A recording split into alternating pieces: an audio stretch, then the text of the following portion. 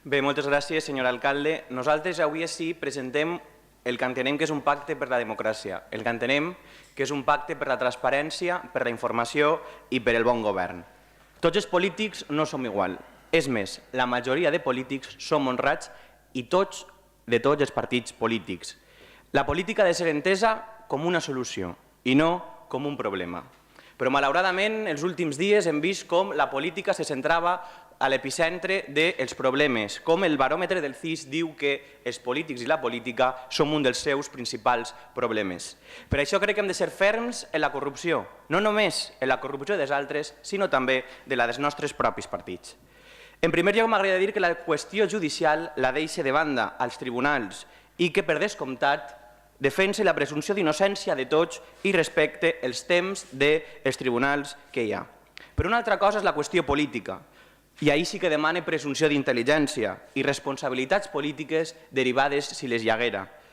A Vila-real hem vist com hi ha a Fiscalia un expedient de factures irregulars. Coneixem que per el certificat final d'obra anava a pagar-se per part del Partit Popular 290.000 euros. En canvi, finalment ha costat 22.000 euros. Entendran vostès que al carrer la gent hi tinga dubtes. La gent al carrer pensa que per què aquesta diferència, si algú se la importava o si beneficiava algú. I per tant considerem que hi ha responsables polítics, degut a que algú va firmar aquestes factures. Però no només l'expedient aquest. També vam veure en la comissió d'investigació de la façana de l'Espai Jove com la hipòtesi del Partit Popular i de l'exregidor d'Urbanisme, que ja ha dimitit, deia que era per la falta de manteniment.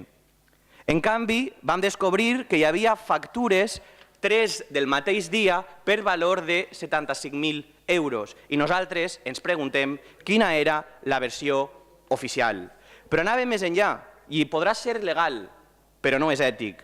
I així tenim factures que veiem que per arreglar el silló del senyor alcalde, que no és el de Jaume I, que el van exiliar, ens costa 500 euros, perquè van fer falta 2 oficials de segon, un oficial de primera, un peó, és a dir, 4 persones durant més de 24 hores amb un camió que va fer 3 viatges al consistori.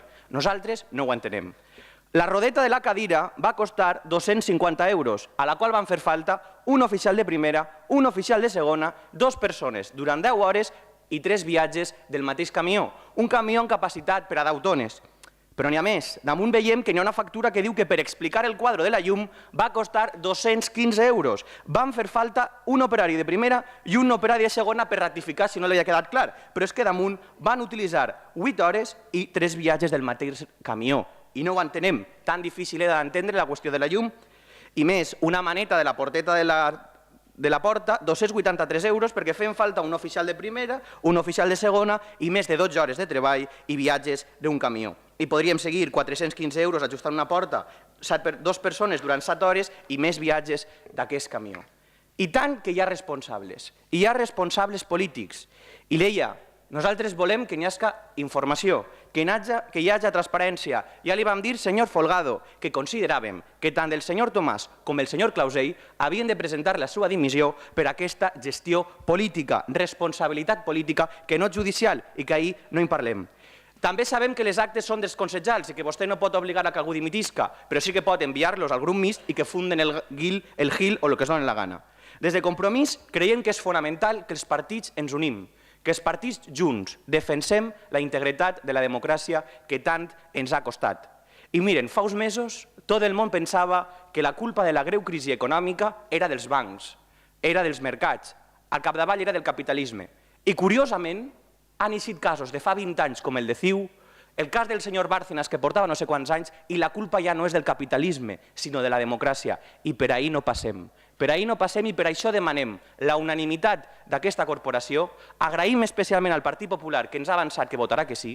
Agraïm aquest esforç que sabem que complís perquè entre tots els regidors i regidores d'aquest Ajuntament hem de defensar la democràcia, hem de defensar que l'àmplia majoria dels polítics som honrats, pertanyem al partit que pertanyem i per això haurem de amb fermesa actuar davant la possible corrupció, davant les irregularitats manifestes i tot allò que no considerem ètic i de bona praxi. Moltíssimes gràcies.